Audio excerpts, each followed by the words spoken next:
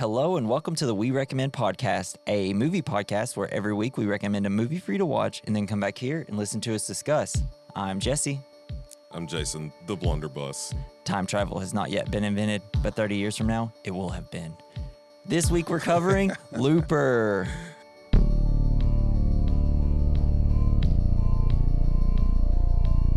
That's the best line I could think of for whatever off the top of my head. So before we get into the film, I want to start off with something. If you want to send us an email about this movie or the next movie or previous movies we've done, or you got any questions that you want to ask us, leave us an email at werecommendmailbag@gmail.com. And we're gonna go straight into this now. Okay. So this wasn't the first time that you saw this movie, right? No, the second. Second time? In many years. Did you still enjoy it? Oh, yeah. Yes. I can't remember if last week I said anything about the first time I saw it, but I was late for a project with a guy that I... Yeah, you did mention that. It's funny. I was like 30 minutes late because of that. I worked with him too, so that made it even more fun. Because then I had to see him all the time, and he did not talk to me much after that. That's awkward. Yeah, it was the worst. So... what do you like about this movie, man? I like the futuristic, like then it's almost like near futuristic. Yeah. I don't know. It's a weird mashup of genres. Ultimately, it's just a character drama with sci-fi. Yeah, sci-fi Western, part's my favorite. Time travel. Yeah. It's all this. It kind of kicks ass. It's a little cheesy in some parts and silly and funny and just... I love new ideas. It's so fun. Like, what a clever idea just, what if we have where, I don't know, in the future you can't kill people because everybody knows where everybody is and we're all tracked or whatever. So they have to send people back in time and have themselves kill each other to end the whole loop. What? That's insane. That's such a good idea. Hell it's yeah. so smart. It made me think of what I would say to myself if I went back in time.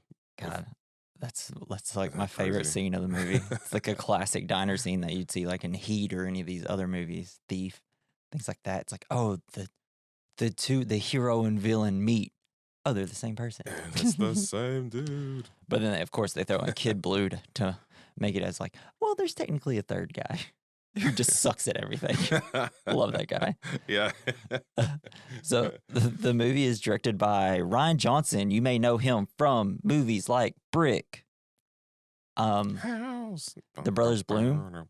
I haven't really watched both of those all the way through. But he also did movies, I don't know, like The Last Jedi, you know, the Star Wars movie. Heard of it? Yeah, I heard of them. And we might not get listeners because people hate Rian Johnson for that movie. I don't know, Knives Out 1 and Glass Onion, heard of him? You know, just one of the best filmmakers that we have right now. I don't care what y'all saw. The Last Jedi was the only one of those movies that I've seen. You've never seen Knives Out? No, I have seen that. Okay. I was like, oh my gosh. I did watch that. I will jump over this It ruled. and choke you. The movie stars Joseph Gordon-Levitt as Joe, Bruce Willis as Old Boy Joe, Emily Blunt as Sarah, Paul Dano as Seth, Noah Segan as Kid Blue, and Piper Perabo as Susie. And then you got Pierce Gagon as Sid and Jeff Daniels as Abe. Boy, that kid is Sid, huh? Kid looks creepy as hell. I want to find the name of the actor that came to assassinate the family. Jesse? Is that his name? The guy that randomly comes in that's looking for Joe when they're at the farm? Yeah. That's Garrett Dillahunt. He looks so... He was in this sitcom that I watched. It was so funny. It was all about raising... I think it was called Raising Hope. Oh, It's yeah. like a comedy. I think I know what you're talking about. I've heard of it. He was the best character in the show. Let's see if I can find it. And he was the dad, and he was so fucking He's funny. in like a ton of stuff. This old lady would like make him take his shirt off when he mowed the lawn for her. Yeah. Raising Hope. Yeah, that's it. Man, that has 88 episodes. I did not know that movie had that many, or that show had that many episodes. Cool. So I guess we'll start off and we'll get into some facts here. So Joseph Gordon-Levitt, whenever he's falling off the fire escape, that scene, well, the day that they filmed it was his 30th birthday. Oh, nice. And so they left him hanging up on stunt wires to and started all singing happy birthday to him whenever they did it. So they kind of like set him up to sing happy birthday. And then they also wheeled out a cake as he was just hanging above it. How awesome is that? So That's so funny. Like Rian Johnson and Joseph Gordon-Levitt, they kind of started working together at the start of Rian Johnson's career. So they were old friends. Yeah, and Rian Johnson or Joseph Gordon-Levitt is in every single Rian Johnson film, whether he's just like a bartender, a stormtrooper in the back, or he's just in Glass Onion. Did you ever watch that? It's the Knives Out sequel. Well, in that movie, there's a gong that happens on this island like every hour or whatever. That's Joseph Gordon-Levitt's voice doing the gong. It's so great. It just seems like everybody loves Rian Johnson's sets, and they say he always makes it fun and like super professional. That's but great. like it never feels like you're working. And you can tell through these movies because they're always so good. Sorry if That's you really cool. hate me for saying that about Rian Johnson. What's it like to have a nice boss? I don't know. Well, it's like the difference because we have good boss. We have nice bosses. Until something happens that they don't like, and then it's just like, you know, they don't pull any punches. That's what bosses are supposed to be.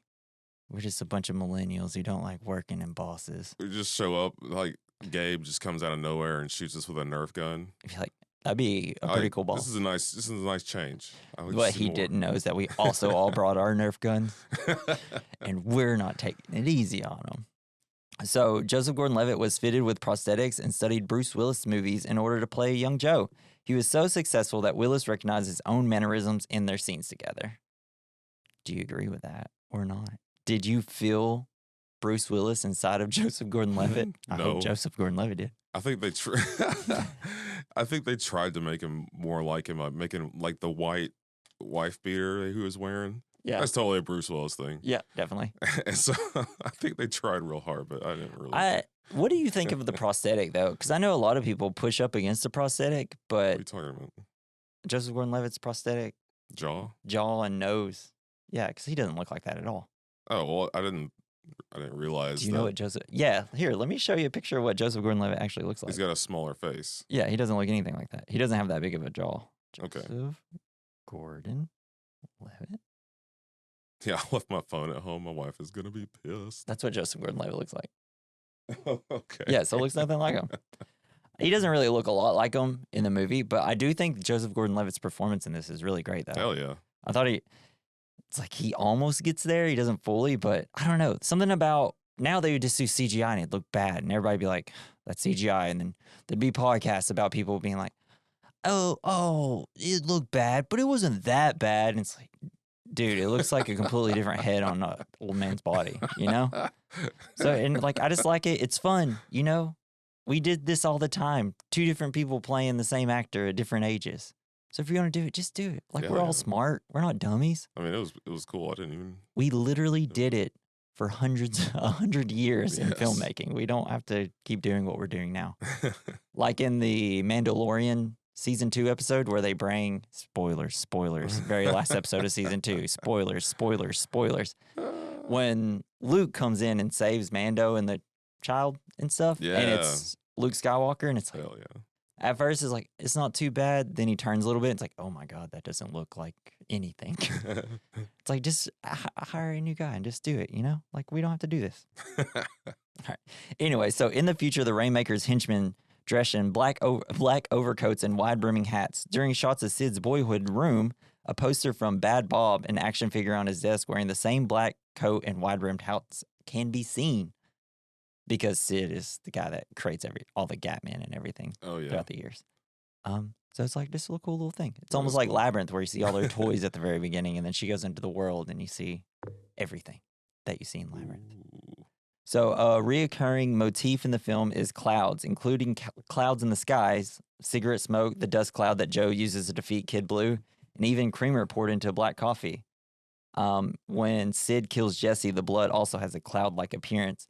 This ties into the Rainmaker plot. Hell yeah. Because he's the Rainmaker. That was cool as fuck. I know, dude. That shot is like, hell yeah. Let's go. We straight up out here exploding people. That's what I'm talking about, baby. I know, because it really doesn't come off as that type of movie, and then you're like, oh man, this kid can just. It's wild. This could have turned into a horror movie. Quick. So the script originally called for Joe to move to Paris when he got older, which is why he spends the early scenes trying to learn French. For Beatrix. Which he says Beatrix weird, I feel like. However, Rian Johnson soon realized that they didn't have enough money to shoot in Paris. He considered using New Orleans to stand in for Paris, but rejected that idea. But the Chinese distributor for the film offered to pay for the crew to film in Shanghai, and Johnson accepted both because it solved Paris' problem and because he felt Shanghai better reflected the future setting in the movie. This is one of the first movies that had China tie-ins. Because now, like in Marvel... Like investors? Yeah, like Marvel now, they do it a lot. Or just big budget films. Like if you think about like Godzilla movies, they always have a really famous Chinese actor or Japan or wherever it's helped filming it. And this was one of the first movies to do that because China's such a huge distribution center for us. So just a little bit more. That's pretty neat. You're talking about his wife? Are you talking about his wife? What do you mean? Bruce Willis's wife? No. See the... Okay. No. Whenever he goes in China. Yeah, exactly. Yeah, you got it. You nailed it. Yeah. I just got lost in what I was saying. So, according to director Rian Johnson, Noah Sagan, Kid Blue, took several classes to learn how to spin his gun around his finger. Johnson told Entertainment Weekly that he filmed numerous takes for Sagan to spinning the 4-pound gun, but ended up using the one where he nearly dropped it because Johnson just thought it was funny. It is funny. It is and also. It really helps build his character. And he really wants to just be good at everything, and he sucks and screws up, and it's great. I love henchmen that are bad. Yeah, just trying to show off all the time. Yeah. And despite its unconventional narrative, Looper was a commercial success, grossing over $176 million worldwide against a budget of $30 million. It's also a fun word to say. Awesome. What? Looper. It sounds like looper. Every time that it seemed like the plot was going in a loop, or it's like, oh, something happened that happened earlier. It's like, I looked to Natalie. Looper. It loops. We're looping. We got loops going. So this movie is a clever mixture of different time travel and doomsday type thrillers like The Dead Zone and Terminator. It borrows from Terminator in that a character from the future is going back in time with the intention of killing another person to alter their future. It's like Back to the Future in that there are people from the future going into the past to right a wrong or prevent negative events in their own future. Also, there is the idea that certain choices will erase one's existence, which is in both movies. Further, the idea that their future self is confronting their former self and the two are fighting with and trying to manipulate each other is lifted straight from Biff's fight when he fights himself in Back to the Future too. I love time travel movies. I love it. Yeah. None of them make sense, and it all, usually about halfway into a movie, it's like, no, this is impossible. This doesn't make sense anymore. But I don't care. I just like time travel movies. I was like, T2. Because, did you ever watch the movie Primer? I don't. It was like a super indie movie, very low budget, but it was the most realistic type of time travel movie. No, I don't think to the point where you're halfway through it, and the dialogue is all dialogue that is just very mathematical, and it's just about two people trying to figure out how to time travel. It's so confusing, man. So confusing. That sounds interesting. It was at the last 20 minutes of the movie, and I was like, I don't know how we got here. But I was like, yeah, that's time travel. You're just never, it's going to be super hard to figure out. But those same guys worked on this film, which is really cool. That is cool. And Emily Blunt revealed that she agreed to star in the movie after reading half the script. She didn't even know who her character was yet. Oh. Just because she loved the movie so much. And it was just so cool that I was watching an Emily Blunt movie in 2012 before she got super insanely famous. Because I feel like everybody loves Emily Blunt now, you know. Right? Yeah, she's great. I mean, she's the new freaking Mary Poppins, for God's sake. All right, man. That's all the facts I got. Spoonful of shotgun. Yeah. Helps the medicine. Her performance is kind of funny, though. Especially when she's about to, like, shoot them. I have shot at 6 people this week. So good. All right, man. Anything you want to talk about before we get into the film? No, let's do it. All right. I can't remember at the moment. So in the year 2044, we have the film starts with a man named Joe checking his watch, which is the watch that, you know, the hand in the watch. Pocket watch. You know what it goes in? No. A loop. Jesus Christ. Everybody's just crashing their cars. They're like, oh my God, he said it. Blew my mind. So yes, we start with Joe. He's checking the watch, trying to learn, and he's also trying to learn French at the same time. He's really bad at it, obviously. Until he French checks is his. tough. Yeah, it really is. I tried to learn French on what is it, Duolingo. Yeah. I had to quit. I just couldn't. I couldn't speak it. I'm too country. Oui. Wee. So he checks his watch again, then stands up with a gun, and then a guy blindfolded and arms tied pops up and he shoots him. Great freaking What? start. Yeah, it's a good start. Yeah. Felt so bad for him. We learn through narration that time travel doesn't exist yet, but it does 30 years in the future. And it's illegal. Yeah. And we learn that it's quickly outlawed almost as soon as it comes into existence, I guess. Only the top crime organizations use it. And in the future, it's almost impossible to kill someone and get away with it because they can track people. And so if they kill someone, they'll know who did it, I guess, somehow. So they send people they want to kill back in time for the loopers to kill and dispose of the body. And on the body, they have like silver bricks taped to their backs, and that's how the loopers get paid. Yes. Which is great. It's a huge like noir-esque like narration dump, which they always do in like older noir movies. And Nice. it works because this movie is also a noir movie. During the narration, Like noir steampunk. yeah. And during the narration, we see Joe wrap up a body and take him to an incinerator, which is great. We cut to Joe at a diner where he tries his French with a waitress named Beatrix. I'm assuming that's why he's learning French, because he's like, wow, this girl's French. I gotta go to France, baby. And so after Joe heads into the city, it's a bit like we see that the city is, I love this. I absolutely love this.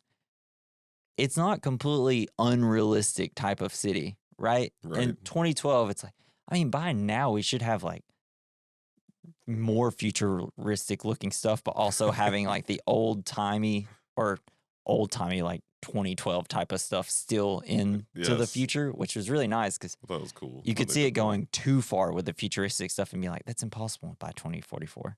Yeah, this is kind of a middle stage. Yeah, I still feel like we won't be there in 2044, but yeah. I just thought it looks really cool, and I love like the town because it's in Kansas City, and it's run down. So, and as he's driving through the streets, it's just a bunch of homeless people, and some guy's bus is broken down. A guy tries to steal his stuff, and the guy immediately shoots him. So freaking good. Yeah. We see that he's going to turn into silver at like a random place. He only turns in like 2 at a time though. And then back at his house, we see him still learning French. He's getting ready to go out. We see him put most of his silver bricks into the floor safe. That's a cool save. Yeah, I know. I want a floor safe just because I also would hide in it because it'd be so cool.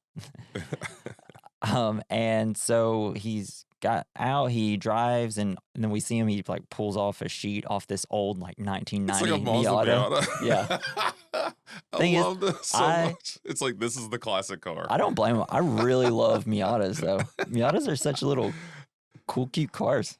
I mean, I it used- was just so strange to me that they didn't choose Right, like a muscle car. anything else. I know.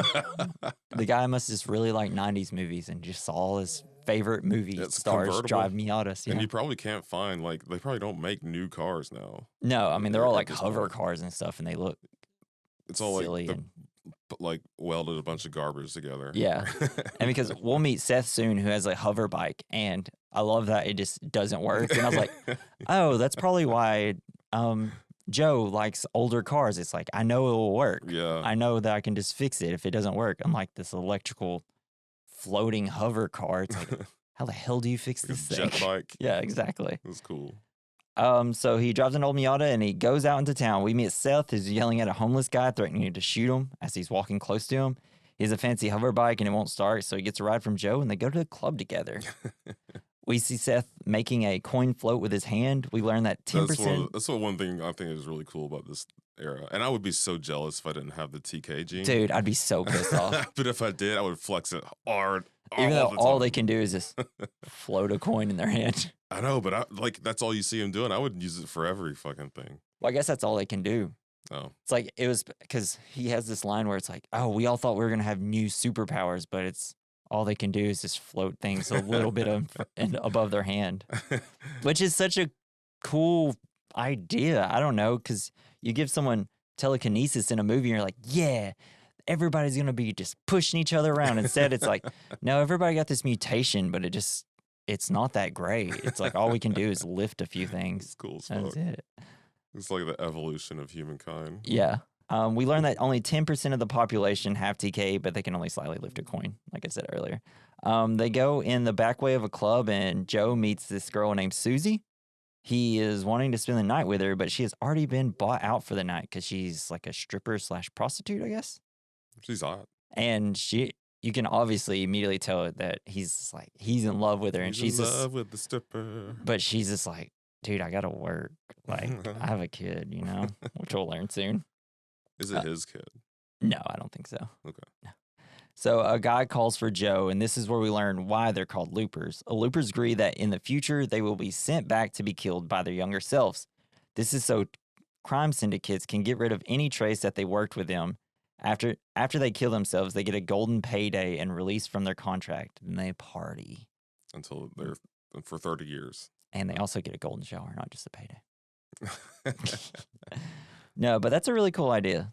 It's just, I don't know how you just think of this idea. It's pretty cool. It's great. Sucks that they agreed to it. Yeah, I know. They really he does have a line. It's like, yeah, we have no foresight. Everybody that does it. It's like, oh, wait, in 30 years, I'm going to die. Yikes. Which I don't know how their medical system works, but I mean, probably don't have it. I just feel like they all seem pretty run down, and they're getting telekinesis probably because of some sort of radiation somewhere, so they'll probably all die by their... They probably think they're all going to die. It's not a bad life. Yeah. I guess. If that's like the normal life. Most people barely make it to 60. So, I mean, heck, why not try it? We see Joe and his friends. They start doing eye drugs and get lit. Yes, it's like, what are they even popping in there? Is this like a liquid form of like heroin or cocaine? Cinnamon Visine. Just some dry eyes. I would just love if that guy was still around doing the same commercial, except it's just with drugs instead of just Visine. He's just high as balls. Yeah. His pupils are all dilated. Dry eyes. Bueller. So we see a montage of this happening over and over, almost like they're stuck in a loop.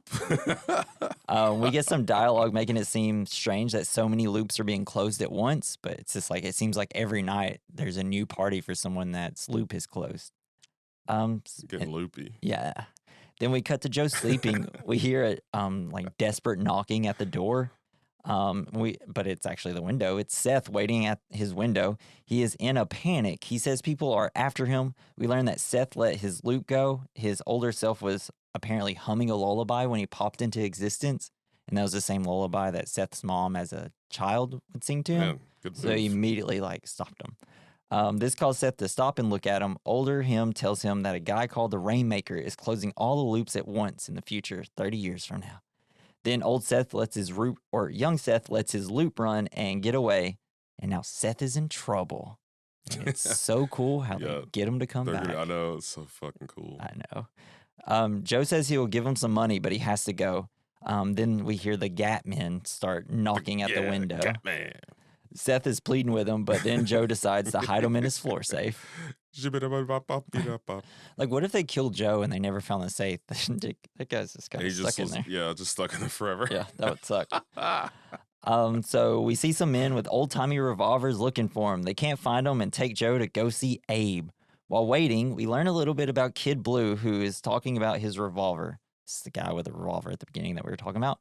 He says it takes some skill to use versus a blunderbuss. Because blunderbuss, you can hit anything 15 feet away. After that, you can't. But with his pea shooter, you have to have excellent aim. It is a very large gun. Yes. And blunderbuss might be the best name for a weapon. Yeah, that's such a good name for it, right? But while Kid Blue while he's saying all this, he's twirling his gun, and then he drops it for a second. And then Joe makes an offhand remark about shooting his other foot off because I guess Blue shot his foot off from earlier. He hits him in the back of the door. Yeah. Then this pisses Kid Blue off, and he's threatening to shoot him. And at first, Joe's like, "Oh, you're not gonna do it," but then he cocks the gun or pulls the hammer back, and then he's like, "Oh wait, he actually might do it. This guy's crazy." But then the door opens, hits him in the head, and he shoots his gun off. She's like, Jeff. Abe comes out. Would you shoot your other foot off too? So funny. Love it. And so we meet Abe for the first time, who I guess is like a father figure to kind of everybody underneath him, essentially. The vibe I get off, especially from Kid Blue and Joe. We learn that Abe is from the future, 30 years from the future, who was sent back in time by the crime syndicate to run the loopers. But because of that, he found it as too boring or whatever. So he started a group called the Gatmen, and now he runs the whole city. Joe has this line, any other city, and that would be impressive. So good. Gatman. Ab seems... Ab. I accidentally wrote down Ab. Abe? Abe seems chill. He starts talking about the way he's dressed, because he's dressed kind of like a cool guy back in the day in the films. Abe says, the movies that you're dressing like are just copying other movies. And then he tells him to just be new, be something new. Yeah, he's got the leather jacket with the motorcycle like things or whatever. Yeah. And I love it because it's kind of like also a comment on the same movie that we're watching, right? Because the whole movie is just taking ideas from older movies and then making them something new. Yeah. So it's almost kind of like Abe talking to Rian Johnson. Do something new, dude. But sometimes by taking older things and changing them a little bit makes it new, like the movie Looper. I feel like I'm talking in a loop here. So Abe is sure Seth came to visit him. Abe says that he isn't going to cut him up or anything. He's just going to sit and talk. And by the end, he'll give up his friend and that'll be it. But also at this point when he's talking, like I noticed the hammer sitting on his table. Oh, yeah. And eventually we'll see him use. That fucking sucks. Right. Abe talks about how he took Joe in. Joe was a kid alone on the streets, just like selling things to get money. Abe says he could see all the bad version of his life. So what did he do? He changed it. He made it better. He put a gun in his hand. When he went back. To change things for him. So, but he was from the future. Yeah, but whenever he came back to start the Loopers, he met Joe as a kid. Oh. So he came back like way before all this. But did he know him in the future? No, I don't think so. Okay. I don't think so. Because I think he wouldn't have known him in the future because he was sent back before any of this happened. I'm lost. All right, guys, let's continue. Don't worry about it. I just love it's like I saw the bad version of your life, so I changed it and put a gun in your hand. Yes. This is such a good life. Man, I should have done that at the very beginning. I should just give everyone a gun and then see how that turns out. They did in this movie. It didn't really work. Abe says he isn't going to break him, only set him back a little bit. He says if Joe gives him up, like Joe has to give him up or they'll take half his stash. Joe asks if they're going to kill him, and he says no. Killing Seth, that is. He says that he was like, no, we can't kill him. It might mess something up in the future. It's hard to understand. It really fries your brain. But yes. We will do something to him, essentially is all that he says. He also asks why he's learning French. He asks Joe why he's learning French. Abe tells him to not learn French, and he should learn China. Or he should learn Mandarin, so he can go to China instead. Hell yeah. So Joe eventually gives up Seth. Abe tells Joe to party, and Kid Blue is going to call the doc. Whatever that means. The doc. But then we cut to older Seth. Oh, I know what it means. Yeah. Okay. We cut to older Seth, who is trying to take the train. He sees like an arrow on his arm all of a sudden, and it just has an address carved on it, which is great. Ouch. It's such a good idea. He ignores it and starts climbing a barbed wire fence, but slowly his fingers start vanishing. Oh, man. He's like, oh, I guess I have to go to this address now. Shit. And so we cut to him starting to drive, driving to the address. But first his like right foot disappears, and then he crashes, and then his left foot disappears. So he's crawling. His face is this essentially his nose chopped his nose off, coming off. Yeah. And then he makes it to the address and he immediately gets shot in the head. Oh my God, that must have sucked for the guy that was alive. It's just like the great shot of like him like beating on the door and then like the guy coming out with a gun, and it's just his face, and it's like there's something so creepy about having your nose, I don't know, look like a skeleton on the outside of your face. And like beating on a door with your nubs. Yeah. Oh God. It's frantically. Yeah. Please stop cutting me into pieces.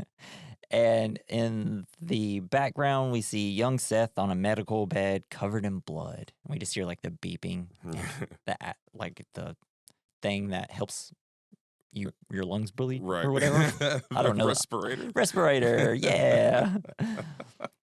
So we cut to Susie. She's smoking and getting, like, I guess kind of just doing up her makeup. She looks kind of annoyed, though, and stressed.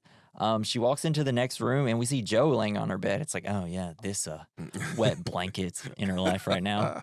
He's talking about how he can't remember his mother's face and just wants his hair played with. Susie starts trying to have sex with him, but he stops her. And he tells her that his best friend died today. And she's like, dude. That he may have killed his best friend. Yeah, it's like, dude, just like pound me and get out of my life. Yeah, he really brought down the mood. Yeah. She still tries to have sex with him, but he aggressively stops her. He says that he wants to give her half his stash so that she can get out, but she doesn't want it because Silver has strings, she says. Yeah. Susie doesn't like the loser, and Susie plays with his hair, bored, staring at the clock. Because clocks go in a loop. Jesus Christ. This movie is deep as hell. Joe gets home. He checks his safe. We see that everything is there. Only a minimal amount of blood, though, but he's feeling bad. So the next day, Joe gets up like any other day. He's in an open field. He's checking his watch, getting nervous because like he checks his watch, puts it back in his pocket, and he's just standing there. And he cuts back, and he's looking at his watch and again. He's getting nervous. So, do you think that they know exactly where they're going to land? Mm-hmm. Yeah. Is that supposed to be like 30 years from now in the future? That's the spot where they put him in the time machine. Well, so they put him in the time machine, and I think they can send him to any place and any time. What I did read is that the time machine only goes one direction, and so like you can't bring them back, obviously. Okay. Yeah, I'm trying to think. There was something else about the time machine, but I can't remember. But they know when and where they're placing them, essentially. So, finally, like he's just waiting for the guy to pop up, and he's just like, okay, what's going on? He's getting nervous, and then finally, someone pops up, and it's Bruce goddamn Willis, but there's no bag on his head. He's not tied to anything. Joe hesitates, and when he goes to shoot, old Joe, he turns around and hits like the back plates that he has on. His armor. Old Joe throws some gold at him and then just stands up and just knocks him completely out. And it's so funny seeing this from another point of view later. Like, we almost get 3 different perspectives, almost like we're in a because it happened really quickly in real time. Yeah, it was very fast. Then we see Joey wakes up with a note on his person that says, hop on a train and get out of town. He doesn't and goes into the city back to his apartment. He grabs a gun and then notices a cigarette inside of his apartment. He hides in another room. We see Kid Blue come in. He's clearing like Joe's safe. He hears a gunshot downstairs. Joe rushes Kid Blue and he like knocks him into the safe and then throws the safe door as his really hand is out and just kind of rolled over him. Smashes his hand. Ugh, awful. And he's like, just tell Abe, I'm going to fix this. Just immediately starts shooting the door of the safe from underneath, which probably destroyed his eardrums. Oh, yeah, because he's inside the safe. Yeah, and then we see him. Joe's trying to escape. He goes out the window, and he's climbing down the fire escape, but he falls, and we think that he might be dead. It was a neat sequence. Mm-hmm. Yeah, it was really good. Yeah, Rian Johnson's really good at action sequences, which is not what he was known for, especially at this point. I just meant like how the camera turned with him as yes, he with fell his head. backwards. Yes, it did that a little earlier in one of the bar scenes. It was kind of going in a circle, almost like a loop. Loop. Oh, you're gonna make me have to take a loop. Yeah. Then we go back to when old Joe showed up, and we get a different version. This is the past version of what happened to old Joe. Young Joe shoots old Joe, cashes out, and we see him go to China. We see what he does in the years of his life. By year 10, he partied all his money away and joins a crime gang to make money until he meets a girl at the bar in year 23. And he loves drugs. Yes, he loves drugs. His hair is fading away. He's just partying every night, goes through everything. And so he's like in this, so they're like at like a bar fight almost. And then he sees her for the first time. They get together, she cleans him up, they get married, and on year 30, he gets kidnapped by the Rainmaker, who's closing his loop. We see that they're taking him to a warehouse, and we see him fight everybody off and kill everybody and make it into the time machine, which is a metal ball thing with wires on it. It looks like the head of an old-timey scuba suit, essentially. Yeah. With the air hoses coming out. Yeah. Then we see old Joe. He came back with a bag off his head, and we get a wide shot of the version of what happened earlier, like you were talking about. Now we're following old Joe. Such that when I saw that for the first time, I specifically just remembering just turning to my friend, like, hell, yeah, bro, Yes. that ruled. It Let's does. go. Because it like didn't go overboard with the time travel stuff, but it's fun. It's just that's the fun thing about time travel. You can do anything, man. Let's just go crazy with it. I was just kind of like wondering. He killed everybody Mhm. and then jumped in the time machine. Yeah, he killed everybody that came to save his kidnap him. wife. Yeah, so what we'll eventually learn is that he's coming back to kill the Rainmaker, essentially, so that the Rainmaker won't be able to come back and kidnap him and take him too. I don't know. That was just like he killed everyone so quickly. You didn't really see him formulate a plan. Yeah, he was just like, I don't know. he's winging it. Could have just not jumped in the time Which machine. we'll see a little later, that he kind of knew a little bit more about the Rainmaker and how he got the numbers on his hand. Yes. We see him. He robs a store, hangs out in an alley. He starts getting like blurry new memories that he never had before in his head since he created a rift in his timeline. We see what Joe did earlier, but from Joe's perspective, we see that he shot the gun that young Joe heard back in his apartment. It was the guy, he walked past the car. There's a guy in it, and he's the one that shot him. We see young Joe fall off the ladder, and old Joe drag him off the car with him. Then we get a shot of Abe looking for old Joe and young Joe. Kid Blue says he can find him, but Abe tells him just to go home since he's worthless. But Kid Blue's like, I could do it, father, or boss. I don't know. Seems like his dad, the way he's making it sound. Young Joe wakes up next to the train, but he immediately is like, nope. So and he starts running back to the city. We see old Joe. He goes to the library to look up some numbers that's on his hand. This gives him a list of 3 kids. He starts to feel something on his arm, and then he sees the word Beatrix written on his arm. Behind the store, we see Seth's hoverbike whenever he goes to the diner. And I kind of like the way they look. They got the jet engine with like all old motorcycle parts on the top of it. Yeah, it looks great parked. I'll have a comment about hoverbikes. So old Joe meets young Joe at the diner. Old Joe tells him that it was a clever idea from him writing Beatrix, and they both order steak and eggs, the exact same meal, of course. At first, old Joe, he's just like, who's the girl that works on the weekend? Oh, Jane? Should have used that. Shorter name. Jen. Yeah. Jen. It's like, oh, yeah, that'd been smart. We have, instead of just I writing didn't get that till now because that confused me. I was like, writing the whole name Beatrix. Yes.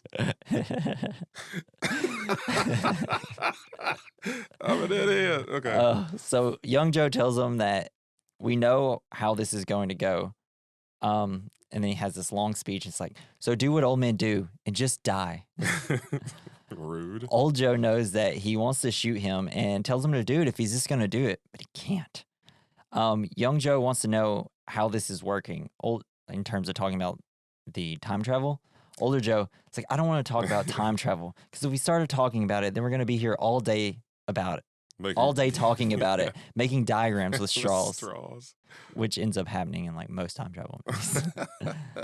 Older Joe gets pissed because it doesn't matter how any of it works, but it explains that his mind is fuzzy because all the memories he is getting now, and he can't remember what young Joe does until after he does it. So it's a little blurry while it's going, but as soon as he completes the task, if he was to kill someone, he would kind of get a fuzzy version of what's happening, but then as soon as he kills it and it's done, he'd have the entire memory at that point. That's really cool. He says that, old Joe says that all that matters is that eventually Joe meets a girl in China that saves his life in the future. Young Joe's like, I don't care, whatever. This is the love of his life. Yeah, fixed him. Old Joe explains that they wanted a baby, but they couldn't. Old Joe says that she cleaned him up, got him to stop killing and off drugs. I love this scene because you get to just yell at your younger self. Like, hey, by the way, you're an idiot, okay? Yes. So how about I just tell you how this is all going to work so it's better for you in the future? It's like, that's just such a fantasy I feel like everybody has. Like, man, if I could just talk to myself back in the day, I could fix everything. How would you convince yourself your younger self to believe that you, one, were yourself, and two, that You know, I just feel like the best thing would just be like, I don't know. It's tough. Not to make this perverted, be like, when was the first time you masturbated? See, And I then can't if you say tell that, if you say that, it's like, oh, okay, I know who you are. It's like, okay. So I guess you don't remember the first time you did that. Okay. Well, we'll move on. Yeah. I also used to have a cat that would hump my leg. Yeah. I would wake up. Well, I guess to be like, hey, what did this one cat do to me one time? You're like, oh, the leg humping cat? Yeah, okay. Every goddamn morning, it would wake me up. I was so pissed. That's awkward and it's gross. Terrible. Yeah. So he says, during all this, while he's explaining all this, old Joe says, you're going to think you are clear and everything is okay. But then yesterday, 30 years ago, or 30 years into the future, happens. And then it all just gets ruined. He's like, what do you mean? I'm with you, man. So while getting kidnapped, we see like a flashback. While getting kidnapped, his wife is shot and killed because of a guy had an itchy trigger finger. Yeah. And it sucks and it's sad. And I love that they bring her inside while Joe isn't bagged and just puts him right down in front of him. It's like, dude, you guys were asking for this. Like, obviously he's going to kill you. You just did the worst possible thing. Like, it's one thing to shoot her, but then you brought him right into his face. Oh, my God. Which I guess if I know I'm about to die, it's like, well, at least let me get to look in her eyes one more time. I don't know. That sucks. Or give me the power to overpower like five people. Yeah, but they've got like the Bluetooth zapper. Yeah, which is awesome. He then tells them about the Rainmaker. He says the Rainmaker came out of nowhere and took over all the main crime syndicates in just 6 months alone. That's awesome. They're like, that would take an army. He's like, yeah, he did it alone. No one knows who he is. Villain. Whether he's a guy or girl, they don't know. Fucking love it. Apparently, Rainmaker has a synthetic jaw and saw his mom shot. And we'll see how all that turns out. He's like destroying the world. Yeah, pretty much. He was essentially just eradicating crime. Yeah. Which is kind of maybe a good thing. Maybe a good thing. Who knows what Sid's intentions in the future is. He just kills a bunch of people. He does kill a lot of people. They don't really say if he's killing innocent people. He's just kind of killing crime syndicates, it seems like. The bad dudes. But I'm sure he's an insane person because he has all the power in the world. If he took over the crime syndicate, that means he's part of it. He's leading it. Yeah, technically. So it'd probably be worse if he stayed alive. So young Joe says that it doesn't matter to him. He would just make sure he never meets her. He says, like, show me a picture of her and he'll avoid her. It's like, as soon as I see her, I'll walk away. Oh, old Joe says he's not trying to not meet her. He's just trying to save her. Which is like, it's like, just let me save her, dude. Okay, let me just kill this kid. That snapping pussy. Yeah. And then all of a sudden their tempers are flaring. The two start to fight, and old Joe notices the diner is completely empty now, which is great. It's like, oh wow, no one noticed all these people leave. Yeah. Then the Gat men come. Young Joe while young Joe and old Joe are fighting, he tears a little bit of the map that has one of the houses that he's going to on it. And so old Joe, he's eventually able to, wait, hold on, let me start. I just thought it was a piece of trash they found. Yeah, right? It does kind of look like it. But we see old Joe, he escapes the Gatman, and then young Joe, who's like, God dang it, throws his gun in the ground after old Joe goes. Why would you do that? And then he looks over at Kid Blue, and he's like, oh, crap, and starts running off. It's so funny. Then he escapes into the cornfield on the hover bike. Here's the thing. Making popcorn trails. This is probably the worst shot of the movie when he's on that hover bike. You know what? Because this happened in the Book of Boba Fett. You can't make hover bikes look realistic. You just can't. I feel like every time I see a hover bike, I'm like, that looks so lame. Yeah. It just doesn't work. I don't know. We don't have the technology to make it look cool yet. To make it look like it would work. We just need James Cameron to spend 30 years making a movie about hover bikes, and everybody will finally know how to do it. But so we get to meet Sarah, who lives on an old farm by herself until we meet a little kid named Sid. While cooking breakfast, she hears a noise and closes, and it's her screen door slamming shut. She notices, while fixing it, she notices young Joe in the cornfield. He's just like sitting out there, like obviously able to view. He's like, oh wait, can I be seen? Goes right back into the cornfield. But she notices him, goes out with a gun, threatens him. She says, as pointing her gun at this corn. Listen up, fucker. I have shot and buried 3 vagrants in the past year. So I don't care what hobo sob story you've got. I get a dozen a week, pal. It cuts no cash for me. But if you show your face here again, I will cut you the fucking half. I just love the way she starts it.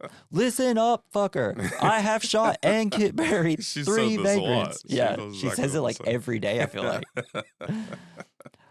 But Joe's like, I'm staying. He's just looking at his map. But he is, we start seeing him going through drug withdrawals. And he can't focus, and eventually, I guess, just passes out. His eyes are like super bloodshot. It's really cool shot. Torn apart. Yeah. I really liked all this, like the way the camera effects are during that scene. But so we then cut to Abe in the city. We learn Blue tracked Seth's bike, and that's how he found him at the diner. Abe said he's tired of his fuck ups and to hand in his gun. And then we get the sob story, Blue. I just wanted you to say you're proud of me, boss. Come on, boss. I did good, right, boss? Suck a dick. But then Abe's like, he pulls the gun. Then Blue says something, and he just takes a hammer and just bashes Blue's hand in. It sucks. And then we're back to the farm. Sarah notices her barn door is open. She gets her gun and goes in and checks it out. She zips up her zipper. Yeah. And she hears some rustling in the cornfield, and then she's like starting to back away because we see this figure coming. And young Joe, he's starting to wake up, and he goes to help her. Sarah, it's like backing off. She shoots in the air and then continues to back up and then rolls her ankle because a classic situation here. Don't back up. You gotta right? look. Just run, if anything. Joe pops out to help, but we just learn it's a deaf homeless person who can't talk, obviously. And has a little sign that says, I'm deaf, need help. Guy runs, and then Joe pukes. Gross. Man, I keep almost combining Joe and whatever the next couple words are together, and it's killing my brain right now. He jukes. Sarah pulls Joe onto her porch. She's going to help. We see a little kid come out and give Joe some water. It was so sweet. Sweet kid. It is really fun. I love it. Sarah comes back and tells Sid to go upstairs. Sid knows he's not a normal vagrant like they usually deal with. Sid keeps calling Sarah instead of mom, even though it seems like they're mother and son or whatever. We cut to the city where everybody is looking for Joe, who is hiding in a sewer system. He is starting to get memories of Sarah now. And he's losing memories of... Well, he thinks he is. He keeps saying, like, remember the first time you saw her. Remember the first time you saw her face. Remember the first time you saw her face. And he keeps repeating this until finally he's able to see her face as the first time that they met. And he's staring at the thing. And I'm like staring at it too because I'm waiting for it to change. Like, is it going to disappear? Is it going to disappear? And he just keeps coming back to this sewer over and over, looking back at his watch, almost like he's in a loop.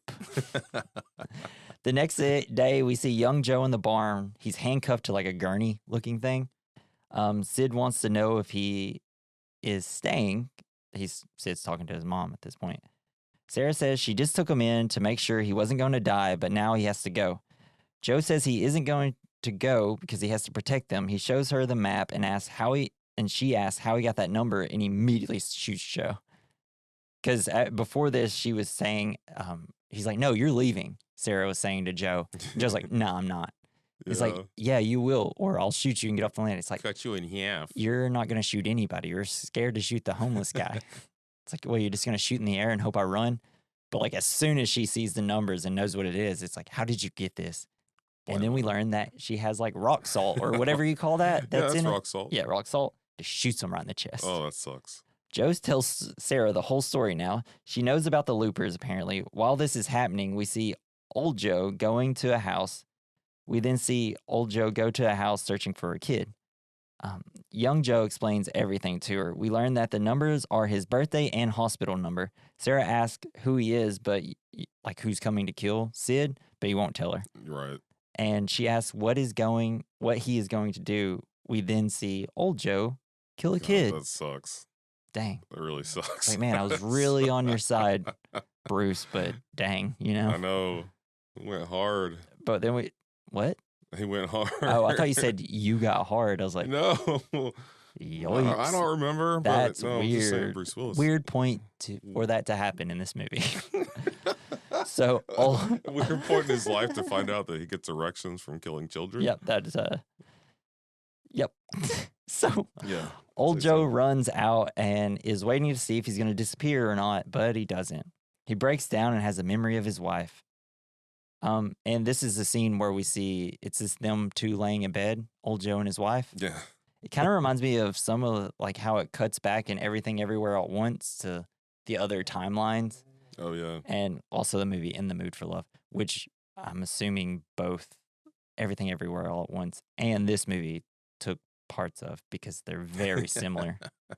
Which I know Everything Everywhere at Once did, but I don't know about this one. I couldn't really find too many facts about this. I just think this movie kind of came and went, you know? But I love it. Fact. So Sarah agrees to let young Joe stay. She wants to know if she can trust Joe. Joe says that they should burn down all her crops so that they can see everything. She's like, no. You fucking moron. It's like, but it's all pretty much dead anyways. Like, yeah, this is the seed for next year's harvest, dude. You're taking her entire. We should just burn everything. You know, like you don't need any money, do you? Oh I'd be like, how much money you got in your safe, boy? He probably had enough to buy the whole fucking farm. Yeah. And Sarah says he can stay and use whatever he wants, but he can't talk to Sid. And we see him doctoring the wounds into his chest. He's like, ow. She's like, pussy. Yeah. It's so great. Well, he kind of, I was wondering how he's not screaming. Right? And she calls him a pussy for flinching a little bit. Yeah, no, it's like, dude, you're like pulling salt out of my wounds. There's nothing more painful than salt in your wounds. Yeah. So young Joe. I mean, I guess. I mean, yeah, I've never had salt in my know. wounds. Young Joe says he needs walkies or some form of communication, but they don't have any. Sid wants to help the man, but Sarah tells him not to talk to that man ever. We see old Joe suffering in the sewer. We get a weird transition. Sid wakes up, like where the transition is Joe's sleeping, and then we see like the little kid's hand go over his mouth, and then we cut to young Joe, and it's like, oh, what?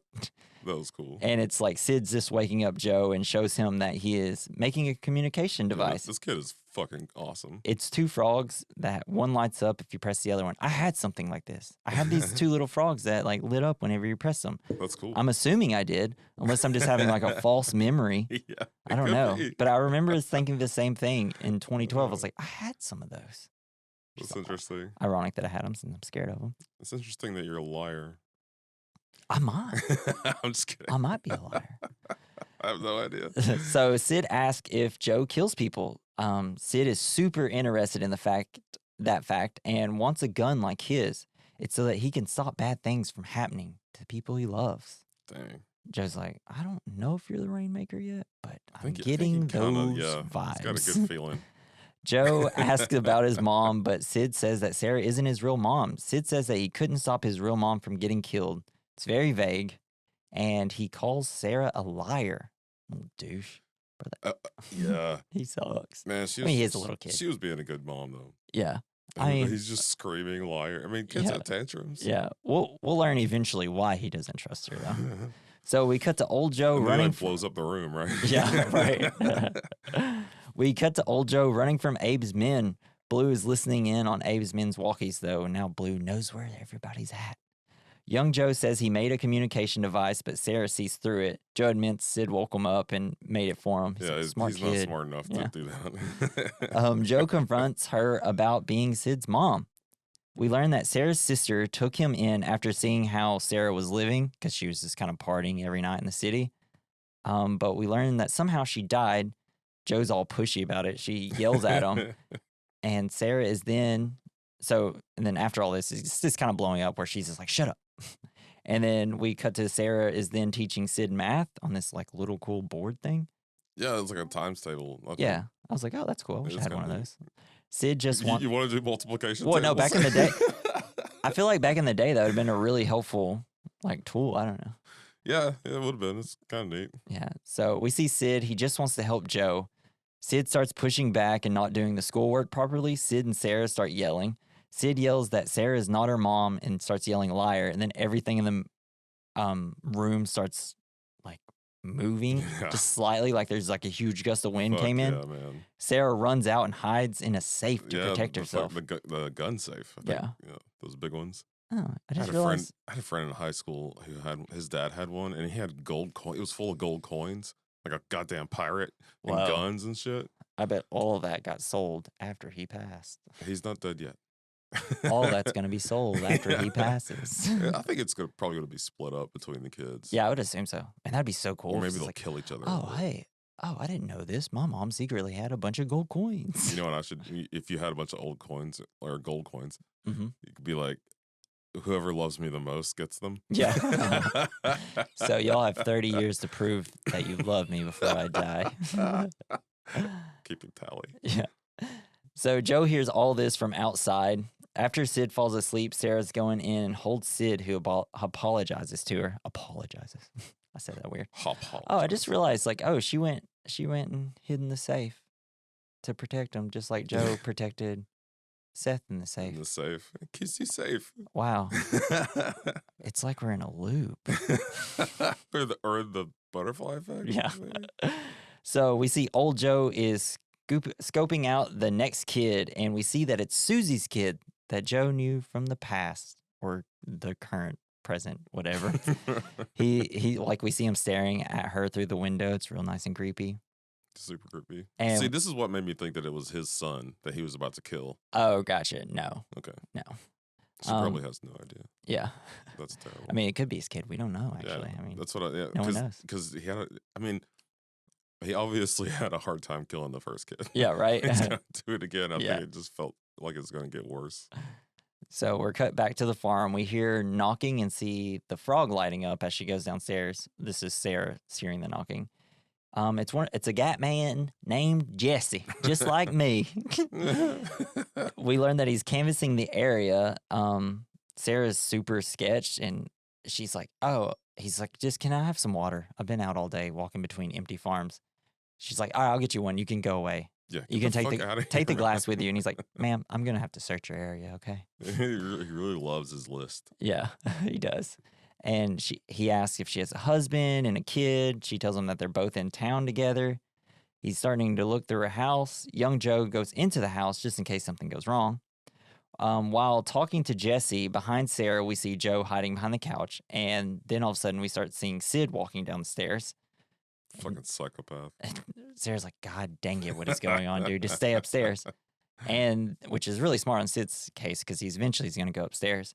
But Sarah walks around so that Jesse wouldn't look at the stairs. And Sid's able to sneak down. He runs. He makes a noise in the kitchen.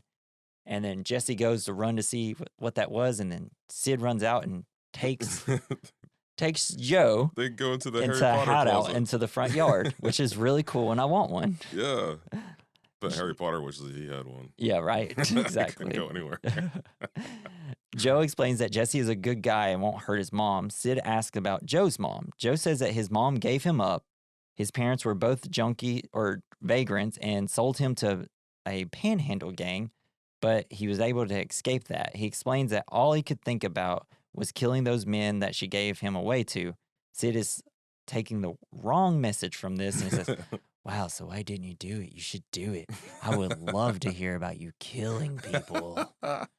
Because he's a creepy old kid. You ever think about killing like a bunch of people? Yeah. I do all the time. I think about it all the time. So we cut to Blue watching security footage of Joe watching Susie. Then back at the farm, we see Sarah, who is all horned up. She's slightly touching herself. She decides to touch the frog to call Joe so that they can bone. Yeah. I love that she touches the frog and she's like, did I do that? Like puts her hands to her lips. Oh my. Now I'm in for it. Yeah. Woo. And so they bone down. And after sex, we see Sarah using her TK powers to her lighter. And she's way better than like Seth was. Yeah, it was so funny what she said about the boys that would hit on her. Because she says that when she was younger, boys tried to impress her by using the power, but she would be able to hold down their coin or whatever they're floating in their hand to embarrass them. And it's funny because earlier we see Seth doing it and he's like, girls love this. It's like, it's just like anything guys think girls love. It's like, yes, it's no, not really that. They don't. They're different than us. It took me so long to learn that. Sarah admits that she knows it's his loop trying to kill Sid. She's like, figured it out because Jesse, when it came in, is like, we're looking for Joe and his father, this man. Have you seen either one? But she says that she trusts that he will kill older Joe now. Sarah tells him about the night that her sister died. She explains that she felt that she abandoned her baby and that as long as she was alive to raise him, that she's going to raise him right and protect him. And as long as no old man from the future tries to come and kill them, it should be successful. Old Joe. Yeah. Mother. So the next day, young Joe wakes up and goes downstairs to see Jesse holding Sarah hostage. He talks Jesse into letting her go. He's like, all right, just go sit on the couch now, Sarah. He tries to bargain with Jesse. Jesse won't back down, though. Sid comes downstairs and almost gets shot. And then we get this rad effing scene. This is the best. You just see Sid like, everything slowly starts raising. And none of it was CGI. They used all wire work, except until he explodes blood. Yeah, and like he takes off to try to save the kid, and then Sarah pushes him out the door. She's like, the fuck out of here. But while we see Sid falling down, we also see older Joe running in to kill Susie's kid. And while Sid falls down the stairs, we see everything in the house is lifting up, including Jesse, who Sid explodes apart. Yeah, well, it looks like they just kind of show like just like the beginnings. The beginnings of him being ripped apart, or something. I was just like, give me the 5-minute long version of this. I was waiting for the explosion of body parts and blood and gore. But as this is happening, the memory pops into older Joe's head, and now he knows who the Rainmaker is. Then Joe is pushed out of the house. Young Joe is pushed out of the house, and the house explodes. Older Joe is captured by Blue because Kid Blue, because he had that zappy taser thing, electronic taser or whatever. We see young Joe, he's freaking out because he knows now that what Sid is capable of. It's this great shot, though, of like younger Joe walking past the house. And as you walk past the house, you hear Sarah inside calling for Sid. And the window that they were all in is just covered in blood. Yeah. And as Sarah gets into it, we only hear her inside like, oh my God. It's like rough. What'd you do? Yeah. So we learn from Sarah that Sid fell from a bookshelf and got scared and killed her sister by accident. Young Joe wants to kill him now, but Sarah is pleading that she can change him. And young Joe runs into the cornfield to find Sid. When he does, he's completely covered in blood. Super sad, and it made me sad. And because he trusted him. Yeah, and Joe looks at him and immediately is unable to kill him and comforts him instead. And it's real kind of cute. Yeah, man, that kid he did the part so well. It looks because his facial expression was really cool. Yeah, it was good acting. Yeah, scene. The kid's kind of wishy-washy with me in terms of his acting, but overall, I think you could just tell he's like, I'm just a kid, do what I'm told. Young Joe says that two things have happened by now. Older Joe knows who the Rainmaker is, and the Gat Men know where they are and where we are. So one of those two things are about to happen, and then we cut to Abe, who is gearing up the men. Before they go, he sees Kid Blue with older Joe. Kid Blue thinks he did a good thing, but older Joe breaks free. And then we get like some classic Bruce Willis stuff here where he's just like, he shoots everybody. He gets like a machine gun. He's like, and then he gets 2 submachine guns. Yeah, it's awesome. Sweet. Then we get some shots of older Joe killing the entire Gat Men gang. Then Abe gets killed by him because throws out the whole bunch of hand grenades in there. And he has this line. It's like, oh man, it's like I took you off the street and now you're here to kill me. Everything comes around. Like your stupid ties. Just like a loop. What if they would have him said that? Yeah, that'd been awesome. Like Looper looks to the camera. Winks. I'm Jeff Dean. I'm a naughty actor. So we see that Kid Blue is still alive though. He just has a gunshot in his leg. Yeah, classic. With his own gun. Yeah, and he goes into Abe's room and he sees that there's a X with the red circle on it, and he's going to go and stop both of them before. So I guess he can still prove himself, and I guess if he catches them, be like, I did it. Now I'm in charge or whatever. Now Daddy will love me. Yeah. So older Joe and younger Joe meet before the farm. Older Joe says he has his life back.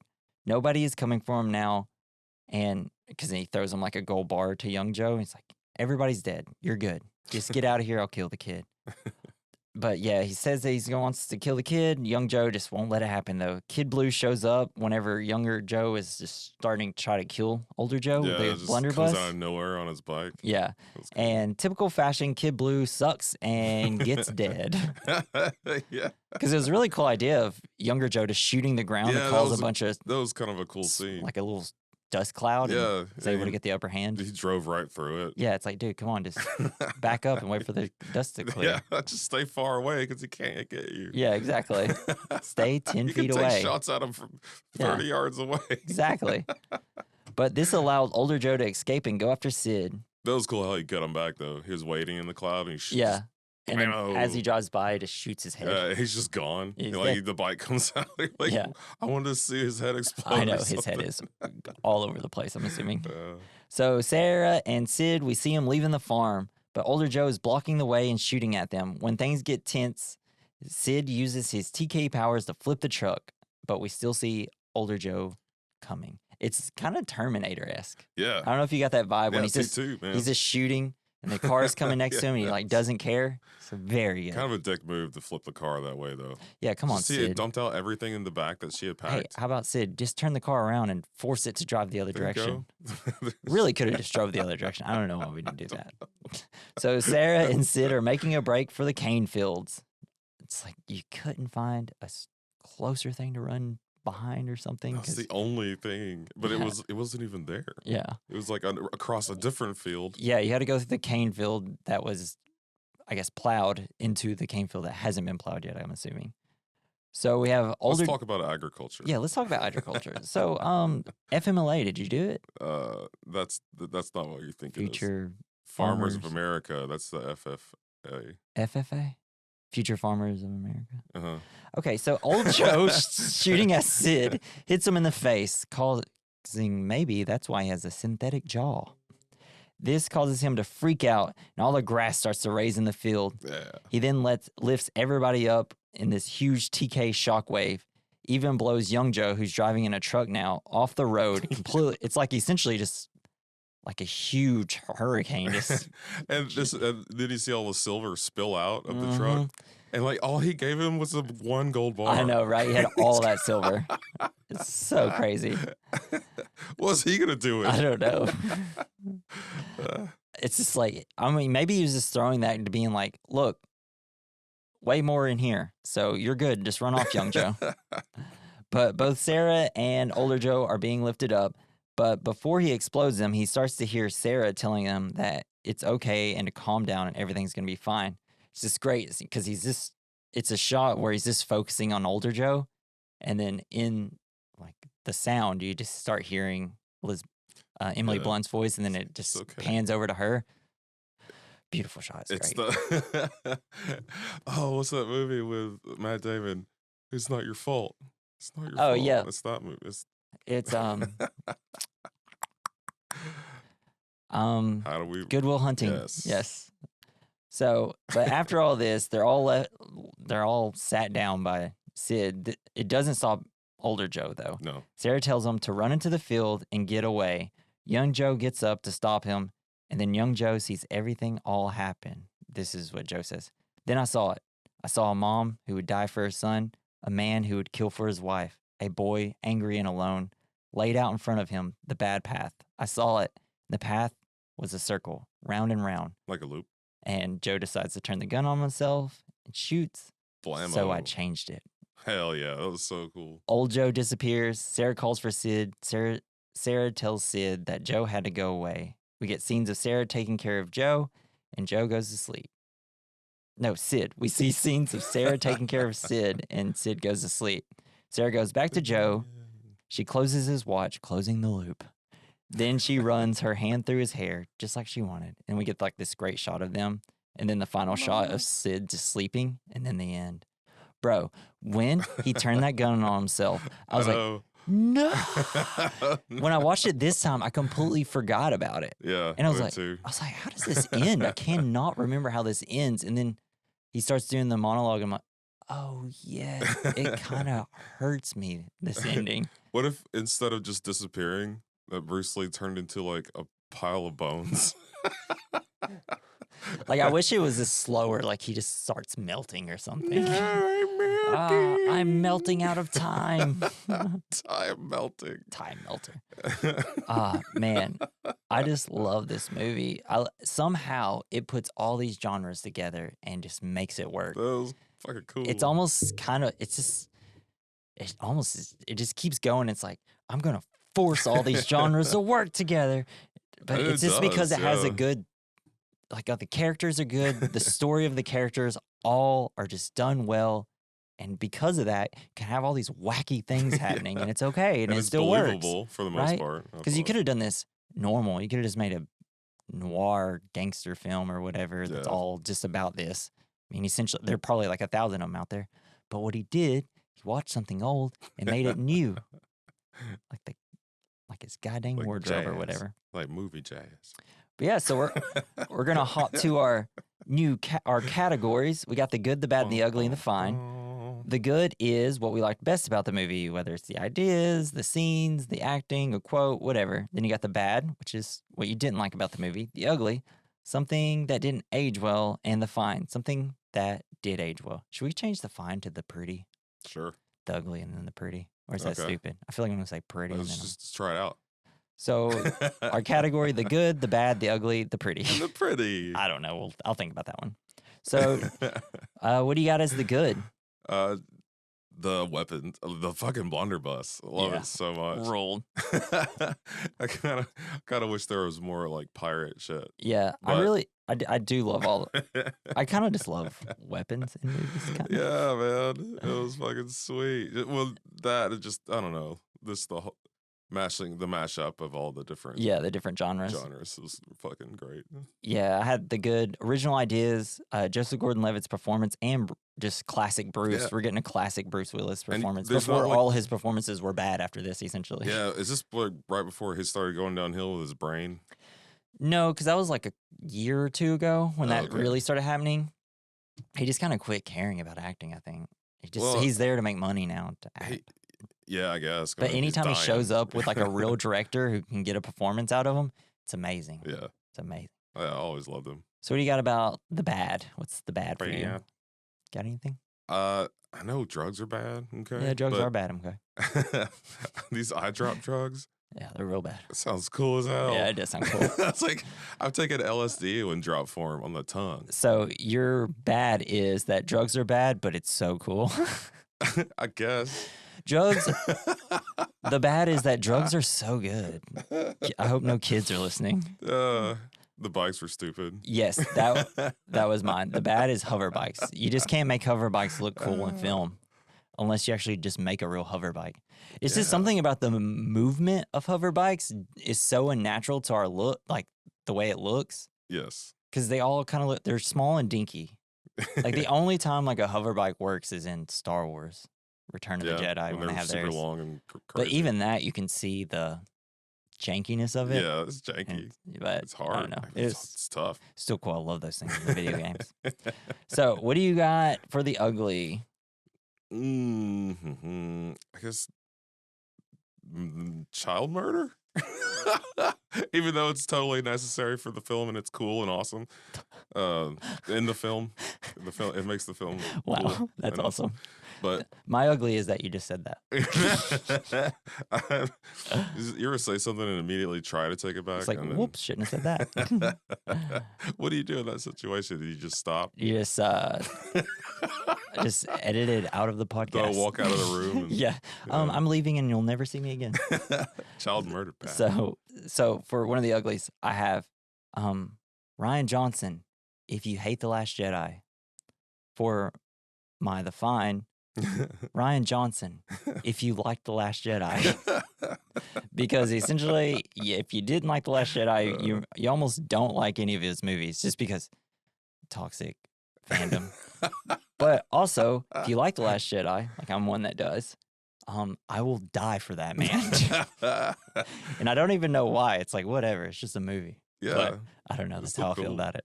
What do you got for that age well? I also have Bruce Willis. Oh, aged well. He's just cool and good. In this movie, he aged well. I mean, yeah. we know now that he hasn't aged like, very if you see him in a movie that isn't like a direct to red box movie, it's like, are we gonna get like a real performance out of this? Yeah, I'm you so never know. excited. Yeah, and yeah, it's very lucky when something like When this it's happens. great. Yeah. Because there was that other movie. I think I've talked about it before. Not Avatar, but like where he's in a simulation and he's a cop. Surrogate. Is that it? I haven't seen that one. It's less good than this. I would assume this movie is great. 5 out of 5. Yeah, hell yeah, watch it. What do you got as a double feature? This is a movie that goes well with this movie that you would recommend people to watch with it. Now all I can think about is Surrogates. Recommend Surrogate. That works. I know, but like, no, that's good. I've never seen it. It's Now I'm got gonna Bruce watch it Willis, because I'm gonna watch it because of you, because you've talked about it like a couple of times with me. For mine, my double feature is this movie called Coherence. This movie rules, bro. It almost broke my brain watching it. What? I've never heard of it. So it's like a surreal science fiction psychological thriller. So there's on a night of a comet passing by, 8 friends gather for a dinner party at home of a couple, and then things just kind of get crazy. Gets real trippy. There's multiple versions of everybody. Like, it's just the comet. It's kind of caused chaos. The comet kind of changes. It's kind of like that movie for the based on the book by Stephen King, when the meteor came to Earth and made all the trucks come alive. Maximum Overdrive. Yes. I'm just saying, we should do Maximum Overdrive one day. That movie rules. That movie is I love that movie. so It's got the Green crazy. Goblin truck. Yeah. So good. But yeah, so watch Surrogate and Coherence. I don't know if any of them are on anything. I apologize. But yeah, that's the movie, and that's this week's episode. I already told you the we recommend mailbag at gmail.com. So if you have anything you want to send us to talk to us about, do please. I check it all the time. As soon as we get some stuff, I'll start saying those emails on the podcast.